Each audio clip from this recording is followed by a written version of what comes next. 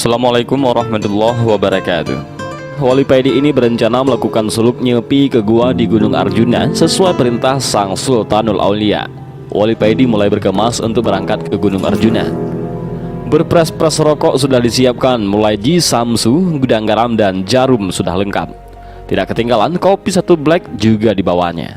Setelah sampai di kaki Gunung Arjuna, Wali Paidi mulai mendaki mencari gua yang dimaksud oleh Sang Sultanul Aulia. Pada hari yang ketujuh sejak pendakian, Wali Paidi akhirnya menemukan gua tersebut. Gua itu mulutnya kecil, tertutup ilalang, tapi di dalamnya luas. Di pojok kiri ada sumber mata air dan di pojok kanan ada batu yang menyerupai meja yang kemungkinan oleh yang punya gua ini dulu dipakai untuk sholat. Wali Paidi menaruh barang bawaannya di sebelah batu yang mirip meja tersebut dan pergi menuju mata air untuk mandi dan berwudu. Ketika mandi, hati Wali Paidi ini dengan sendirinya berzikir dengan cepat dan otomatis. Pengetahuan ruhani Wali Paidi semakin bertambah. Hatinya berbunga-bunga tanpa dapat ia cegah. Nur bisorohnya semakin terang benderang. Setelah berwudu, Wali Paidi melakukan sholat di atas batu yang mirip meja itu. Beratus-ratus rakaat tanpa terasa telah berlalu, dan Wali Paidi baru sadar ketika terdengar ayam berkokok. Wali Paidi pun turun dari batu menuju tempat perbekalannya untuk membuat kopi dan duduk santai sambil merokok. Panci sudah dikeluarkan dan rokok jisamsu refill sudah disiapkan. Tapi alangkah kagetnya, Wali Paidi ini ketika mencari korek tidak ada. Ia keluarkan semua isi tasnya, tetapi tetap saja korek tidak ditemukan. Waduh, ciloko iki. Wali Paidi bergumam sendiri. Dia melihat kopi satu black yang aromanya begitu harum dan berpres-pres rokok berbagai merek tergeletak di samping kopi. Wes muspro kabeh iki, kok bisa koreknya nggak ke bawah? Kata Wali Paidi mulai kesal. 1-2 hari dilalui Wali Paidi ini tanpa kopi dan rokok. Dan pada hari yang ketiga, Wali Paidi mulai tidak tahan. Hatinya semeblak ketika melihat kopi dan rokok yang terkulai tak berguna. Wali Paidi mulai membaca hizib.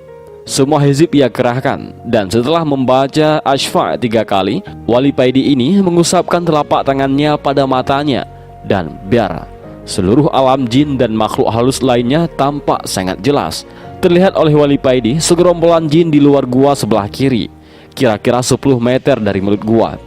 Wali Paidi mendatangi bangsa jin yang terdekat dengan gua tersebut. Gerombolan jin yang melihat Wali Paidi datang tampak ketakutan. Ada yang punya korek api? Tanya Wali Paidi kepada bangsa jin. Kami tidak punya, jawab mereka. Wali Paidi langsung mengobrak-abrik tempat perajin tersebut. Perajin tersebut lari tunggang lunggang dan banyak sekali yang terluka. Selanjutnya, setiap tempat yang ada jin ditatangi oleh Wali Paidi ini. Dan kalau ditanya jawabannya tidak punya korek, maka Wali Paidi ini langsung mengobrak-abrik tempat tersebut. Gemparlah seluruh bangsa jin di Gunung Arjuna melihat sepak terjang Wali Paidi ini.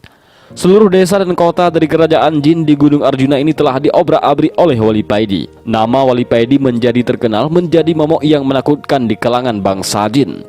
Dan akhirnya tibalah Wali Paidi ini di pusat kerajaan bangsa jin.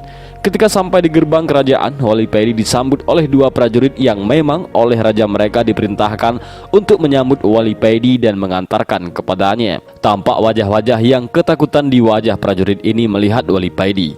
Dengan suara tergagap-gagap, prajurit ini mempersilahkan kepada Wali Paidi untuk masuk istana dan menemui raja mereka. Dalam istana, Raja Jin yang bernama Ismoyo ini sudah menunggu kedatangan Wali Paidi. Setelah Wali Paidi masuk istana, Raja Ismoyo ini langsung turun dari singgasana menyambut langsung Wali Paidi dan mempersilahkan Wali Paidi untuk duduk di sampingnya. Dengan agak takut, Raja Ismoyo ini bertanya, hamba dengar Tuan Wali telah membuat geger kerajaan hamba. Tuan telah mengobrak-abrik seluruh wilayah kerajaan tanpa ada yang sanggup melawan Tuan. Apakah gerangan yang Tuan cari sehingga Tuan murka begini? Mungkin hamba bisa membantu. Wali Paidi menjawab, aku mencari korek. Apakah ada yang punya? Seluruh prajurit tegang menunggu jawaban raja mereka. Senjata pedang dan tombak sudah mereka pegang dengan erat, bersiap kalau ada hal yang tidak diinginkan. Seluruh prajurit tegang menunggu jawaban raja mereka. Senjata pedang dan tombak sudah mereka pegang dengan erat, bersiap kalau ada hal yang tidak diinginkan. Keringat yang berbau kemenyan keluar dari pori-pori prajurit Raja Jin, yakni Raja Ismoyo. Suasana tegang masih sangat terasa. Saking tegangnya, ada prajurit yang terkencing-kencing di celana. "Tuan Wali, buat apakah korek tersebut kalau hamba boleh tahu?" tanya Raja Ismoyo.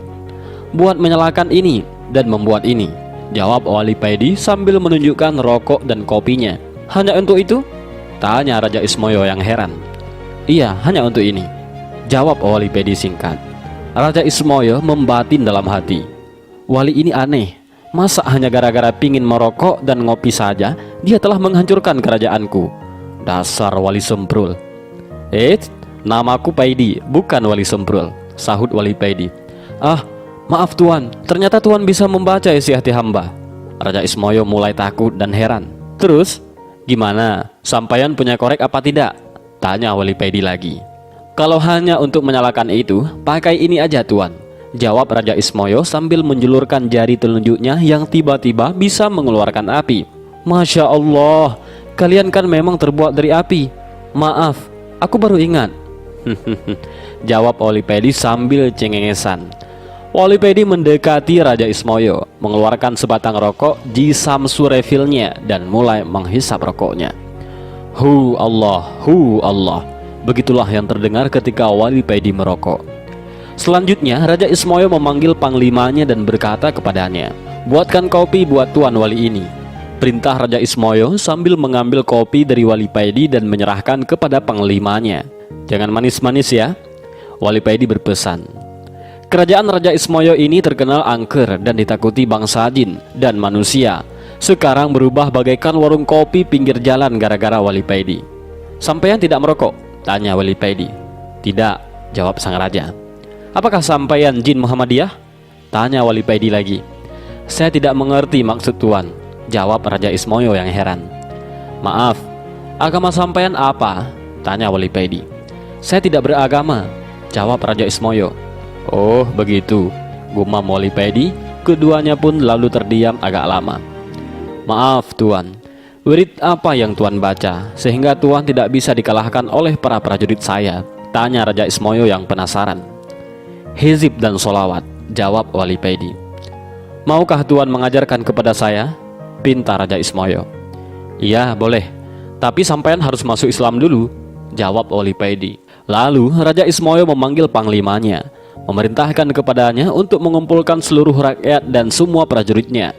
Dalam sekejap, balai agung istana ramai dipenuhi prajurit dan rakyat, bahkan sampai melubur keluar istana. Selanjutnya Raja Ismoyo bersimpuh di kaki Wali Paidi yang diikuti oleh seluruh rakyatnya. "Kami dengan sukarela siap masuk Islam, mengikuti agama Tuan," kata Raja Ismoyo kepada Wali Paidi. "Baiklah, ikuti apa yang aku ucapkan," kata Wali Paidi. Dengan suara yang sangat berwibawa, Wali Paidi mengucapkan 2 kalimat syahadat yang diikuti seluruh bangsa jin kerajaan Raja Ismoyo. Ucapan syahadat para bangsa jin ini menggema ke seluruh gunung Arjuna. Bahkan seluruh hewan di gunung Arjuna berhenti sejenak, tidak ada yang bersuara mendengarkan ucapan syahadat ini. Setelah mengucapkan 2 kalimat syahadat, Wali Paidi mengajarkan pada mereka apa itu Islam dan menjabarkan arti iman secara singkat. Selanjutnya, Wali Paidi tinggal di istana Raja Ismoyo guna mengajari mereka cara sholat, cara berzikir, dan lain sebagainya. Setelah beberapa minggu tinggal di istana, Wali Paidi akhirnya mohon pamit kepada Raja Ismoyo. "Kami masih butuh pencerahan dari Tuan. Sudilah kiranya Tuan tetap di sini beberapa hari lagi," pinta Raja Ismoyo kepada Wali Paidi. "Jangan khawatir, kelak aku akan datang lagi kemari," kata Wali Paidi.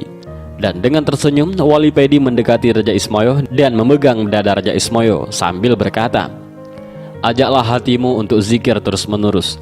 Ucapkanlah Allah, Allah secara berkesinambungan. Dalam keadaan apapun, teruslah berzikir dan berusahalah selalu dalam keadaan punya wudu. Andai Allah mencabut nyawamu, kamu dalam keadaan suci." "Terima kasih Tuan, pesan Tuan akan kami laksanakan," jawab Raja Ismoyo dengan takzim. "Kalau hatimu sudah berzikir, maka Allah sendiri yang akan membimbingmu," kata Wali Paidi. "Apakah kami akan menjadi wali kalau hati kami sudah bisa berzikir sendiri?" tanya Raja Ismoyo. "Hahaha, jangan sekali-kali punya niat ingin menjadi wali, karena keinginan itu termasuk nafsu. Berzikirlah karena Allah, jangan ada niatan yang lain," jelas Wali Paidi. Setelah menghisap rokoknya, Wali Paidi berkata lagi, Allah menjadikan manusia pemimpin di muka bumi ini dan mengangkat para walinya dari kalangan manusia. Jelas Wali Paidi lagi. Oh begitu. Kalau Allah menghendaki begitu, kami sangat ridho dengan keputusan Allah tersebut, jawab Raja Ismoyo manggut-manggut. Kalau boleh tahu, Tuan ini wali yang bagaimana? Tanya Raja Ismoyo selanjutnya. Aku adalah wali abdal, wali pengganti. Kalau istilah dalam sepak bola, sebagai pemain cadangan, wali tingkat rendah. Aku dulu hanya seorang abdi, seorang kiai. Tugasku hanya menyiapkan rokok dan kopi. Setelah kiai saya meninggal, akulah yang dipilih Allah sebagai gantinya, terang Wali Paidi. Jadi, wali itu jumlahnya tetap sama dari dulu sampai sekarang? Tanya Raja Ismoyo dengan bersemangat. Iya, jumlahnya wali di seluruh dunia tetap sama. Karena setiap yang meninggal pasti ada gantinya. Biarpun kamu tidak ada hak untuk menjadi wali, kamu harus tetap semangat. Karena di mata Allah, derajat seseorang itu dilihat dari ketakwaannya. Wali itu hanya titel yang diberikan Allah buat para wakil-wakilnya di muka bumi, guna untuk mengatur dan menata manusia. Dan wali dipilih dari para hamba yang dikehendakinya, bukan karena ibadahnya, bukan karena zikirnya, tetapi karena kehendak Allah. Jadi salah besar kalau ada orang yang pingin atau mempunyai cita-cita menjadi wali, jawab Wali Paidi. Terima kasih Tuan. Mudah-mudahan apa yang Tuan ajarkan kepada kami menjadi ilmu yang bermanfaat, ucap Raja Ismoyo. Dan akhirnya Wali Paidi pamit dan meninggalkan Gunung Arjuna diiringi Raja Ismoyo dan seluruh rakyatnya.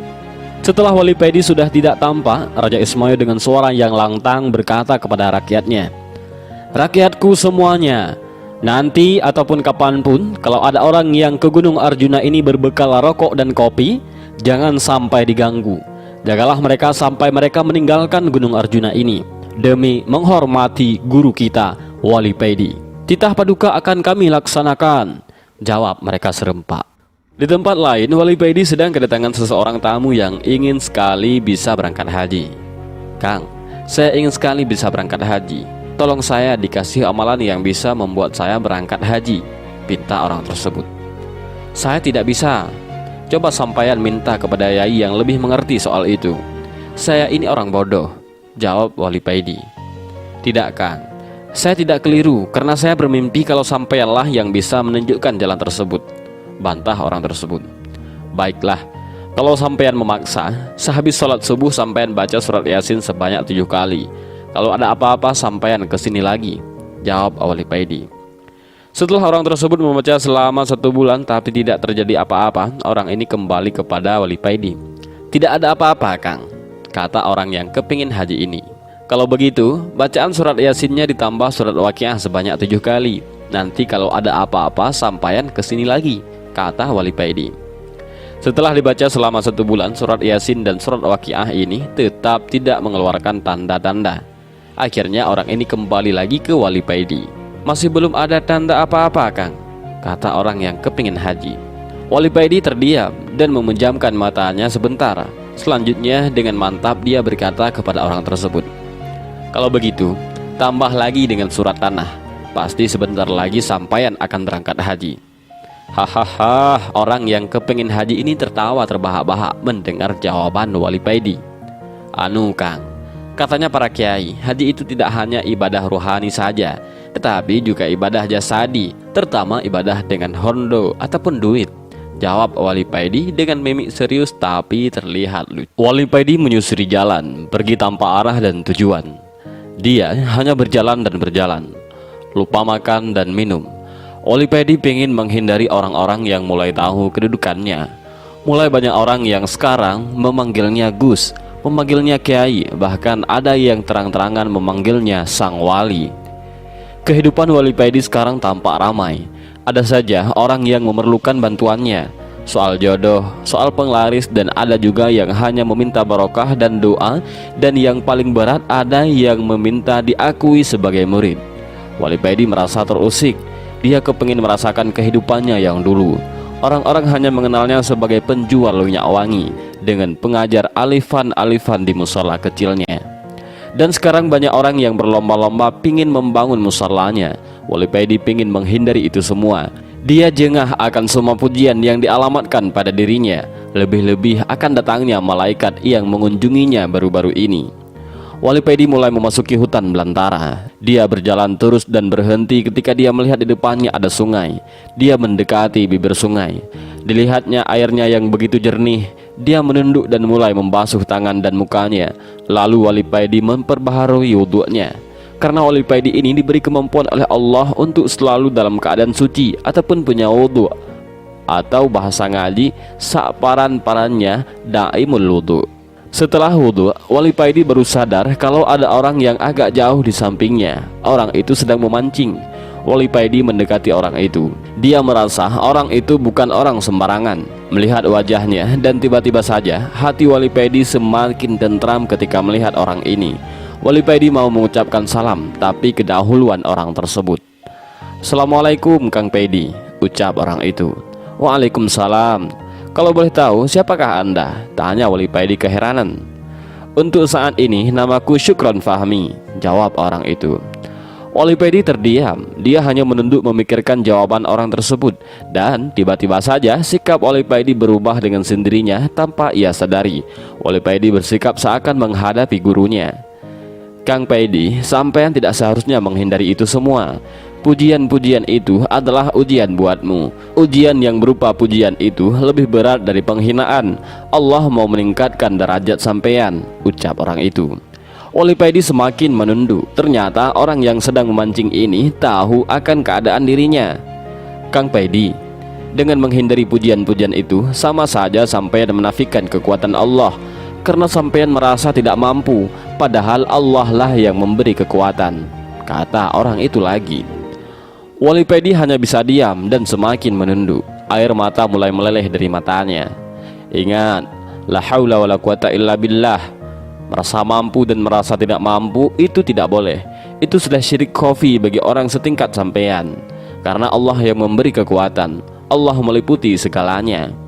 Wali Paidi menangis sesungguhkan. Dia yakin orang yang di depannya adalah Nabiullah Khidir. Dia ingin bersalaman dengannya untuk memastikannya. Setelah menangisnya agak reda, Wali Paidi mengangkat wajahnya dan mau bersalaman dengan orang itu. Tapi orang yang mengaku bernama Syukron Fahmi sudah hilang dari hadapannya. Setelah bertemu sosok yang mengaku bernama Syukron Fahmi, Wali Paidi masih terdiam dalam duduknya. Masih terngiang-ngiang ucapan sosok misterius yang mengunggah jiwanya itu. Wali Paidi berdiri membersihkan tempat duduknya dan mulai melaksanakan sholat. Setelah salam, Wali Paidi berdiri lagi dan melakukan sholat lagi. Begitu terus sampai malam, kira-kira sekitar jam 9 malam.